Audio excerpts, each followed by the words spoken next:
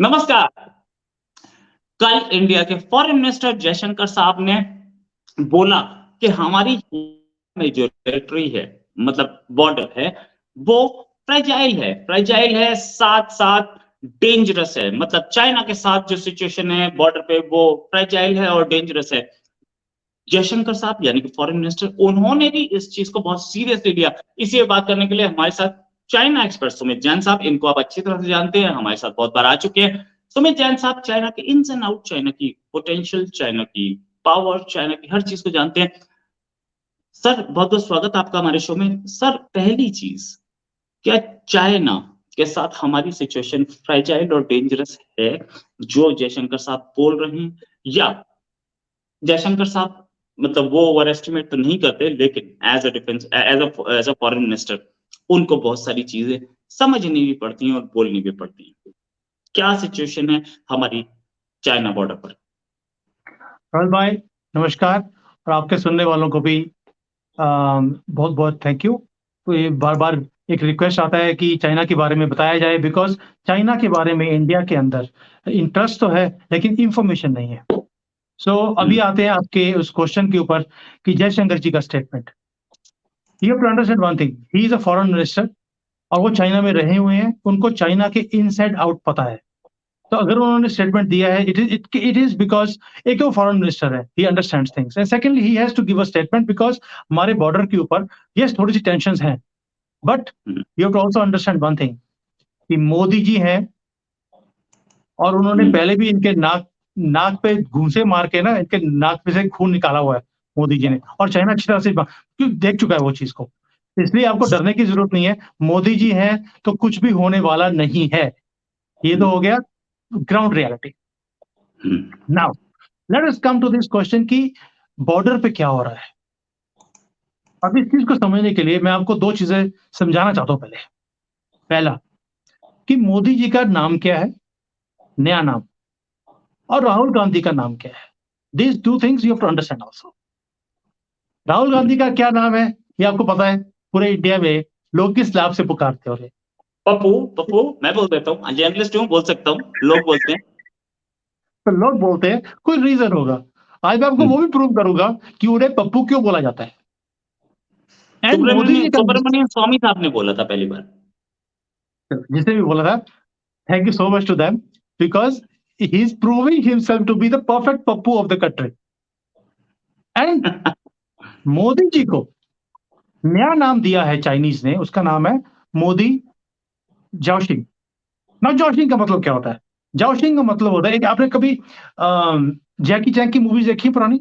हम्म, हम्म, जैकी चैन की मूवीज में एक आपको हमेशा दिखेगा, एक बुजुर्ग सा आदमी, एक मास्टर, बड़ा काम एंड क्वाइट होता है। उसको he can fly in air also, और वो सारे हर चीज को जानता है वो कि आगे क्या होने वाली है, कौन से दाव पेच खेलने वाले हैं।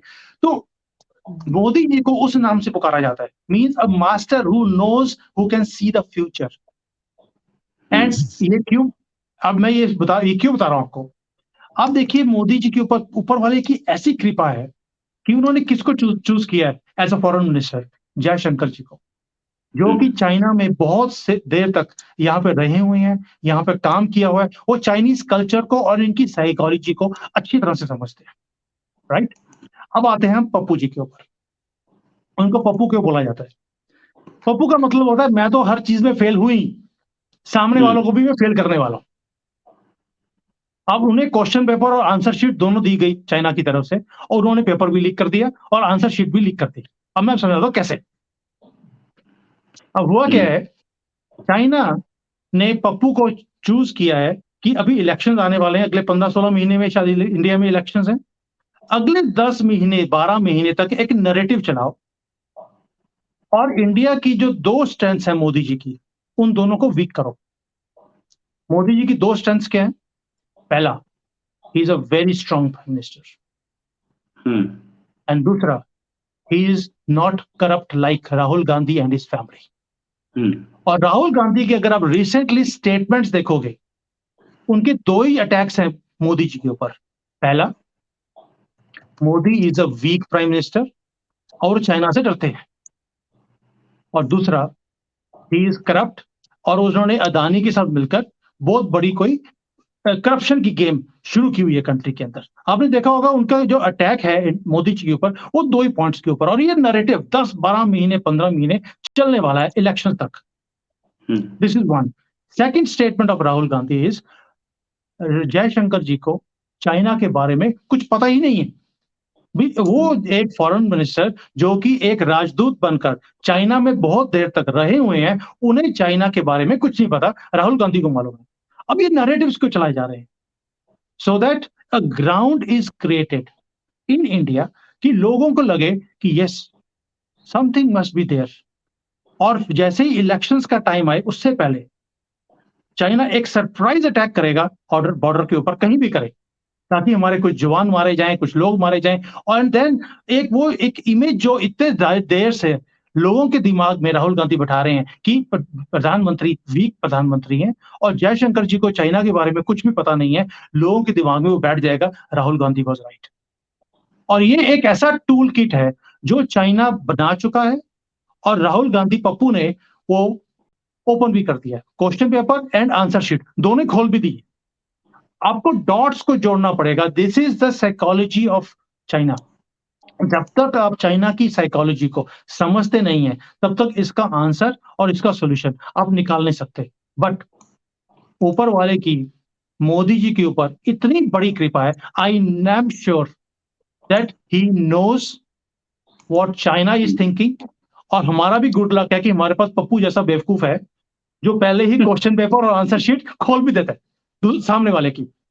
सो नाउ एक चीज बताइए, मोदी जी ने जितना काम हिंदू धर्म के लिए, अपने मंदिरों के लिए, हमारे तीर्थ स्थानों के लिए जितना काम किया है, आपको क्या लगता है ऊपर वाले की कृपा नहीं है उनके पास? और जिस तरह का आंसर मोदी जी दे सकते हैं किसी को, and before hand he is always prepared. आप देखिए अभी रिसेंटली गलवान में भी और अरुणाचल में भी इन्होंने सरप्राइज अटैक करके हमारी प्रिपेयर्डनेस को देखने की कोशिश करी। चाइनीज ने रात को 2:30-3 बजे उनके 300 लोग आए, हमारे 20-30 लोगों ने भगा के भेज दिया उनको। और जो नाक है ना इनके, वो लाल करके भेजे हैं, ठंड से नहीं, खून से। ये मोदी जी हैं who is always 2 steps ahead of his enemies. So ये चीज आपको, जब डॉट्स को आप जोड़ते हैं कि क्या टूल किट क्रिएट की जा रही है कि हमारी कंट्री में एक नैरेटिव बनाया जाए कि चाइना को मोदी जी समझते नहीं है, and secondly Modi is a weak prime minister. इसका एक बहुत बड़ा रीजन है, एंड हमें और हमारे कंट्री के लोगों को ये चीज समझनी बहुत जरूरी है। राइट। मैं अभी रात में 12 बज रहे हैं इंडिया में, आपके पास तो और भी ज्यादा हो रहा है टाइम। हम लोग जो डिस्कशन कर रहे हैं इसमें, मतलब जो इनपुट्स मेरे पास हैं और आपके पास और भी ज्यादा होंगे, क्योंकि चाइना में आप बैठे हैं और चाइना में बैठ के आप पूरी सिचुएशन को समझते हैं कि वहां की सिचुएशन क्या है और वो लोग कितना झूठ बोलते हैं, वो क्या सिचुएशन करते हैं, क्या करते हैं, क्या उनके जो वेपन्स हैं इतने पोटेंट हैं, जितना अपनी पावर प्रोजेक्शन वो करते हैं, क्या वो इतने पोटेंट हैं कि वो इंडिया से टक्कर ले पाए? दिखाने के लिए तो हम भी बहुत कुछ दिखा सकते हैं, दिखाने के लिए दुनिया भी बहुत कुछ दिखा सकती है, दिखाने के लिए वो सद्दाम हुसैन भी बहुत कुछ दिखा रहा था, दिखाने के लिए वो काबुल की एडमिनिस्ट्रेशन भी बहुत कुछ दिखा रही थी कि हमारे पास इतनी बड़ी आर्मी है, लेकिन निकला कुछ नहीं। तालिबान के सामने होती है। क्या चाइना जो कुछ दिखा रहा है उतना पोटेंट है? Very important question, but I'll try to answer it in a little bit diplomatic way. China जो दिखा रहा है कि उसके पास इतनी पावर है, it is true also and false also. When it comes to numbers, जैसे हम नंबर्स की बात करें, इनके पास नंबर ऑफ प्लेन्स हमारे से ज्यादा हैं, इनके पास मैन पावर हमारे से ज्यादा है, हर चीज हमारे से ज्यादा है, इसमें कोई शक नहीं है। शायद इनके पास सबमरीन्स भी हमारे से ज्यादा हैं, वो चलती है नहीं चलती है दूसरी बात है, नंबर्स में। लेकिन जो लड़ाई है वो नंबर से नहीं, जज्बे से जीती जाती है।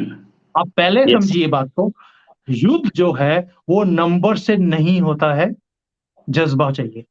और जो चाइनीज आर्मी है वो 2 बार देख चुके हैं कि उनके जो आदमी है वो लड़ने की क्षमता रखते ही नहीं है।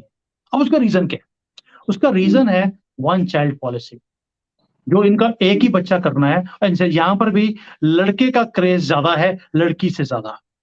तो होता क्या है कि एक फैमिली है जिसमें बुजुर्ग लोग हैं, उनके पास एक ही लड़का है, उन्होंने उसे आर्मी में डाल दिया कि एक सेफ जॉब मिलेगी, सेफ सैलरी मिलती रहेगी एंड लड़ना तो है नहीं, चाइना ने कभी युद्ध किया नहीं है, तो आप यहीं पे रिटायर हो जाओगे बिना युद्ध किए and then safe life, safe future. अब जब यहाँ पे युद्ध की बात हो रही है, जो ये बॉर्डर पे आते हैं लड़के, तो उनके पेरेंट्स उनको बोलते हैं मैंने तुम्हें आर्मी में इसलिए नहीं डाला था कि तुम वहां पे जाकर हिंदुस्तान के आर्मी से मार खा के और मर भी जाओ, आपने लड़ना नहीं है। जैसे ही कोई सिचुएशन ऊपर नीचे आएगी, तुम घर वापस आ जाना छुट्टी लेकर कि मेरे पेरेंट्स की तबीयत खराब है, कोई भी बहाना लगाकर वापस आ जाओ। ये हिंदुस्तान की आर्मी की तरह नहीं है, जो फकर समझ रहे हैं कि अपने देश के लिए जान दे रहे हैं। ये चाइना की ठुस आर्मी है। तो इसलिए weapon is not important, what they show, वो चलेंगे नहीं चलेंगे, वो जैसे दिवाली पे पटाखे आते हैं इनके, आधे चलते हैं आधे चलते नहीं है, it might come out to the same way, जैसे कि इनका एक ट्रैक रिकॉर्ड है।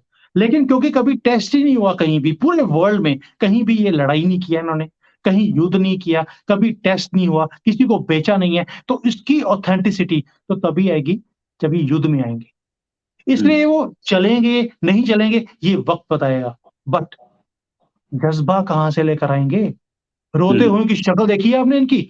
जब इन्हें बॉर्डर पे भेजा जाता है तो ये रो के जाते हैं कि हमें प्लीज वहां पे मत भेजो, हिंदुस्तान की आर्मी से हमें डर लगता है। तो इसीलिए मैं हमेशा बोलता हूँ, युद्ध करने के लिए हिम्मत चाहिए और हिम्मत इनके पास नहीं है। वियतनाम 1979 वियतनाम जैसे छोटे से कंट्री ने हरा दिया, वो चीज, वो जज्बे की जो बात आप कर रहे थे उसी पे मैं बात करूंगा। वियतनाम तो छोटा सा कंट्री था, चाइना के अगर एक प्रोविंस के सारे लोग पहुंच जाते तो भी वियतनाम हारा था, लेकिन नहीं हो पाया। क्यों नहीं हो पाया? जज्बा, वही बात जो आप बोल रहे थे। अच्छा, बात करें तो इनकी जो मिसाइल टेक्नोलॉजी है, इनकी जो दूसरी टेक्नोलॉजी है, ये सारी टेक्नोलॉजी दिखाने के लिए तो बहुत ऊंची रेंज की है, बहुत बड़ी चीज है, लेकिन बैटल पे कहीं लड़ी है नहीं। एक एक चीज मैं बता सकता हूँ, JF-17 जो कि पाकिस्तान के पास है और दूसरे कंट्रीज के पास है, सब सारी सारी टेक्नोलॉजी कहीं ना कहीं बैठ गई है, सारी टेक्नोलॉजी कहीं कहीं ग्राउंड कर दी गई है। बाकी सारी J-20 ये सब तो अभी तक दिखे ही नहीं, दुनिया के सामने दिखे नहीं है, तो कैसे पता लगेगा कि वो बैटल में कैसे करेंगे? हमारा तेजस सबके सामने है, हमारा राफेल सबके सामने है, हमारा मिराज सबके सामने, हमारा सुखोई, उनके पास भी सुखोई है, हमारा सुखोई जो है उनके पास भी है, ठीक है फाइन, सुखोई टू सुखोई, बाकी सारों का क्या?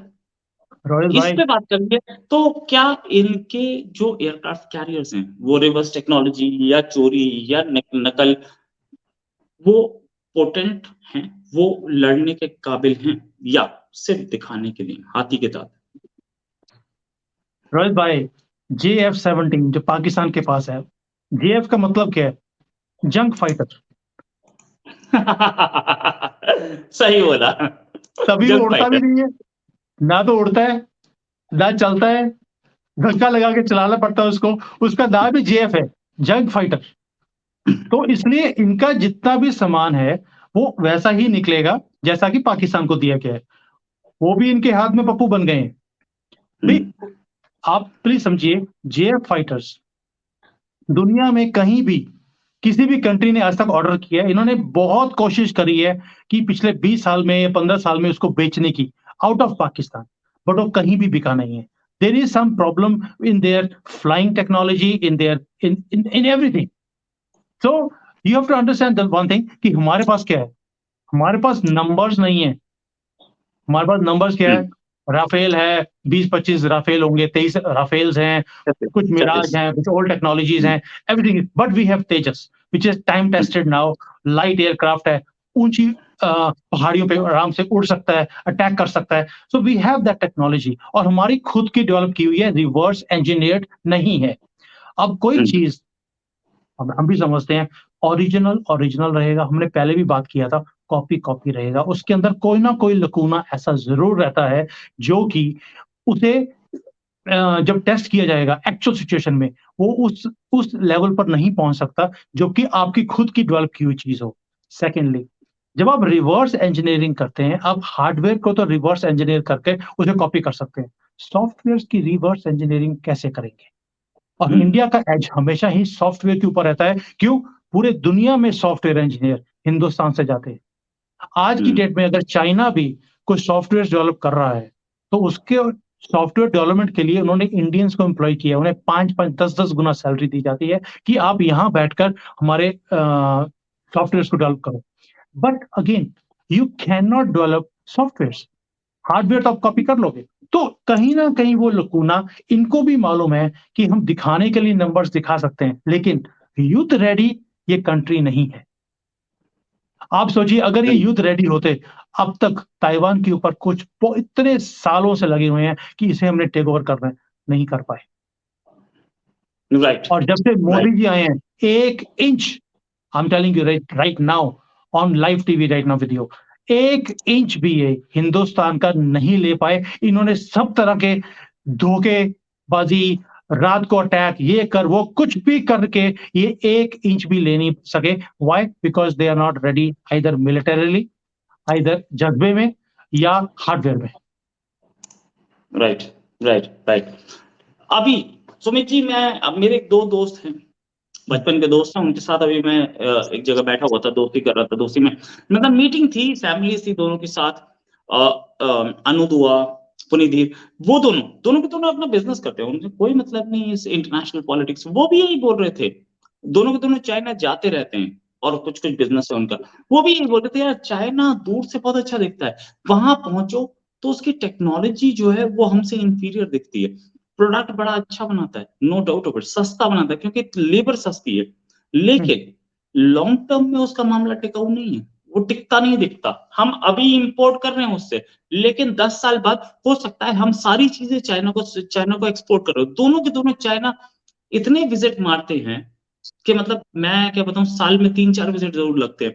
वो यही बोल रहे थे मुझसे दोनों के दोनों कि हम दोनों के दोनों वहां जाते हैं, देखते हैं, उनका माल सस्ता जरूर है लेकिन टेक्नोलॉजी इंडिया के पास बेटर है। आप क्या बोलेंगे?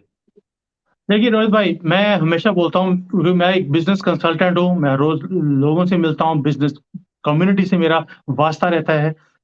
आई can tell you one thing, एक जो इंडियंस हैं वो हमेशा ही क्विक मनी में विश्वास रखते हैं कि जितनी जल्दी जाए, काम करें, माल लें, बेचें और पैसा बनाएं।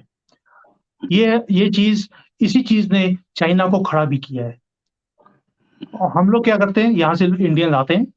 I am the only person जिसने कभी भी चाइना से माल इंडिया में एक्सपोर्ट किया ही नहीं है। I am the only person, may be one of the very few people, जो इंडिया से माल चाइना में बेचने में इंटरेस्ट रखता है हमेशा ही। मैंने चाइना से इंडिया में माल कभी बेचा नहीं है। व्हाई? बिकॉज आई नो कि इनकी क्वालिटी नहीं है। अब ये क्वालिटी, ऐसा नहीं है कि क्वालिटी नहीं बनाते, दे मेक क्वालिटी ऑल्सो। जो क्वालिटी प्रोडक्ट होगा उसकी प्राइस भी हायर होगी, और जो हायर प्राइस है वो इंडिया की प्राइस के ऑलमोस्ट सेम होती है। तो there is no cost advantage. So इनकी क्वालिटी है, कहीं ना कहीं क्वालिटी है भी है, लेकिन ओवरऑल इनका माल चले या ना चले उसका गारंटी कोई नहीं है, अच्छे माल का भी।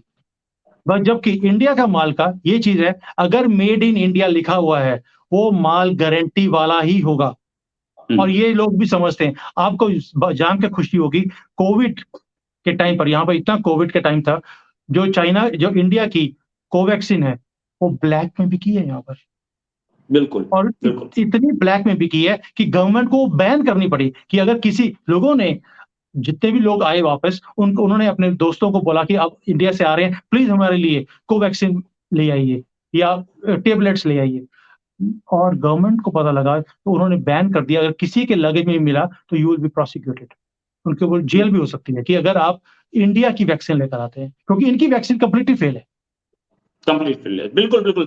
ये चीज कि इनकी वैक्सीन कंप्लीटली फेल है वो बताती है कि अभी कुछ दिन पहले जो वेव आई थी उसमें कितने लोग मारे गए। इन्होंने ये बताया था पूरी दुनिया को कि इंडिया ने 130 करोड़ पॉपुलेशन को 3 बार वैक्सीनेट कर दिया था, उससे ज्यादा वैक्सीनेशन सिर्फ एक कंट्री की थी, चाइना की। लेकिन इंडिया में उस तरीके से कोविड नहीं फैला जिस तरीके से इनके यहां फैला। लाशें सड़कों पे पड़ी थी और इंडिया में ये था। आज की डेट में भी कोई भी इंडिया में मास्क नहीं लगा रहा। क्यों? क्योंकि इंडिया की वैक्सीन बहुत पोटेंट थी, इनकी वैक्सीन का पता ही नहीं था। सिनोवैक पाकिस्तान ने भी लगाई थी और पाकिस्तान को मतलब सिनोवैक थोड़ी मिली थी, बाकी वैक्सीन भी मिली थी। WHO से मिली हो, किसी और से मिली हो, इंडिया की वैक्सीन भी पाकिस्तान में था। वैसे पाकिस्तान बहुत कस्में खाता है कि इतनी काबिल थी कि इन लोगों ने बोला कि हम इंडिया की वैक्सीन लेंगे, और इन चीजों पे ये चीजें चलती रही। और ये एक चीज बताऊं कि चाइना ने ब्लैक मार्केट से इंडिया की वैक्सीन खरीदी, जो कि वो चाइना मानता नहीं, लेकिन रिकॉर्ड्स बताते हैं कि चाइना ने ब्लैक मार्केट से खरीदी। इस पर आप अगर कुछ प्रकाश डालना चाहे तो fine. Final question from my side.